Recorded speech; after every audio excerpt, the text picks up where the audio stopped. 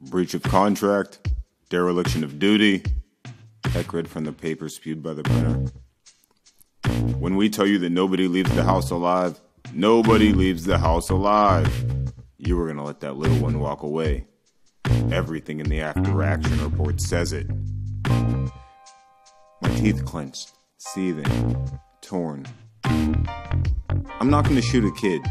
Nobody can make me do something like that. Oh no, young man, you don't seem to understand. We own you. We can make you do something exactly like that. But this next charge is far more disturbing. Failure to utilize personal protective equipment. Heck, listen, I always wore my PPE. I had the ear pro, the eye pro, the throat pro, the nut pro, all the shit. Heck cut me off. It's not what you didn't wear, damn it. You didn't take your oxyboxine dosage that morning. We checked your blood while you slept. You were off your game.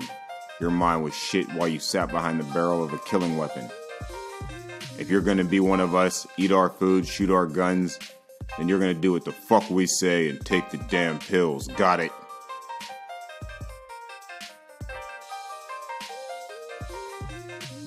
What a silly statement. Rap for reconciliation. Die just to make a statement. It's just part of the plan. I'm just a man who came from a land where we slept on rocks for days and walked through the mud and the sand. Got burnt by sun rays, took gunshots on dumb days, mortar fire, steel rain, 120 Mike, broken arrow. We could all feel pain, damn it. I don't hate you. It's just what the commander commanded. I slaughtered mothers and fathers just because some 4-star demanded. So I feel like I'm done with the killing, but damn, I need those damn pills. When I don't take them, I'm anxious and I feel nervous for real. And I really be tripping and the nightmares come back. And sometimes I start to think that I'm gonna do something bad. So I'm out on the road searching for some kind of meaning. I packed up at night before the board meeting convening. Red was still asleep. Thank goodness he would have heard me. He used to be a good man. I could tell he was hurting.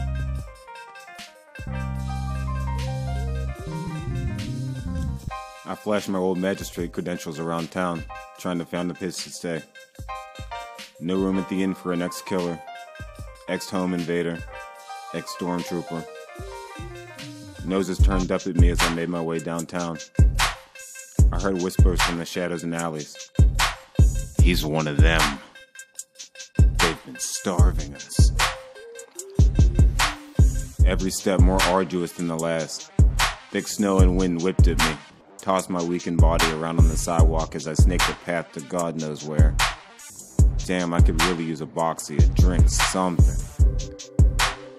The loneliness was even more stringent than ever. No team, no phalanx to hold me up when I could not stand. I did 25 miles on foot once, with 85 pounds of shit on my back. You know what made that easier than this? All of my guys were suffering with me. My Marines were bleeding with me, hurting with me. We walked together, now I walk alone, more than alone. I deconstructed doppelganger of my former self. Then I saw black, and my head hit the concrete. On your feet, recruit, the drill instructor screamed. A supernatural force dragged me from my wreck to face my antagonist. I clawed and tore, but was too weak to properly defend myself. My fingernails splintered and the tips split as I scraped and scratched desperately. I could not face him. The ground shook beneath his feet with every lumbering step. He was a juggernaut, not at all like a human being. His clothes were smoldering, blood leaked from his eyes, he smelled of burnt flesh. I could not face him. When he spoke, it was like the voice of the dead. All of the dead, all of them. He breathed hard. I felt his thick caustic breath on my face. I could not face him. I bolted to my right, towards the door that would lead to the courtyard, to my freedom. Obstructing my frightened steps were the dismembered parts of my friends, Jonesy, Felix, Castillejo, Francisco, Bell, Reinhardt, Watson, Carter. Their hands grabbed at my ankles, pleading with me to succumb to the demon to save their lives. But I ran, still with the demon's breath hot on my neck. Pointed teeth tore at my shoes. I evaded the outstretched tentacles of the dead that attempted to pull me asunder. The toxic smell of ammonia invaded my nostrils as I inhaled the stench of voided bowels and sterilized barracks. At the end of the room, I saw the light of the door. My salvation. I sprint, tearing through the pernicious elements that would have me as a captor. My shoulder strikes the door first, concussing it at the right angle to pop the hinges. I tumbled through the gateway, and as I retook my feet, I took notice of my surroundings. I saw Madame McFarlane, I saw Heck standing over, judging the ordeal like great heavenly hosts perched on high. Madame McFarlane dangled the savage drill instructor from her fingers like a great marionette. Heck, perpetually by her side, held a malevolent red beast by a noose collar, a dog with 3 heads, fire and brimstone pouring from his nostrils. On your feet, recruit, the drill instructor screamed. I've given you everything. What else do you want from me? My life, my family, my deeds, my sanity. I've given them all to you and asked nothing in return. Why can I not have peace? He breathed his thick breath at me. Your soul. The clouds opened above me. Light shone, illuminating my face, illuminating my dream. Sounds like cherubim harps and fluttering wings bathed the barracks. And then I saw her. The great brown warrior woman, all armor and swords and fiery divine anger. I saw her.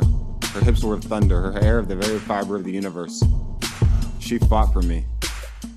She tore the drill instructor limb from limb for me.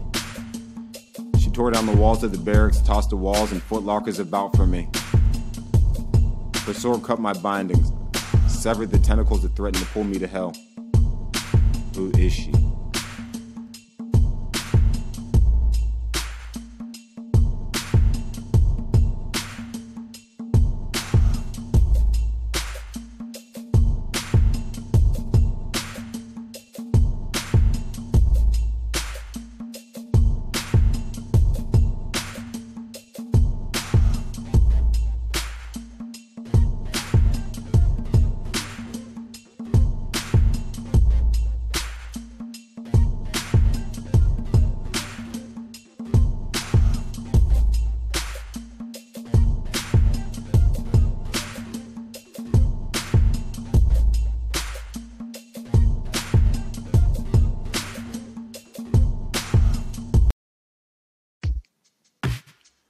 Breach of contract, dereliction of duty.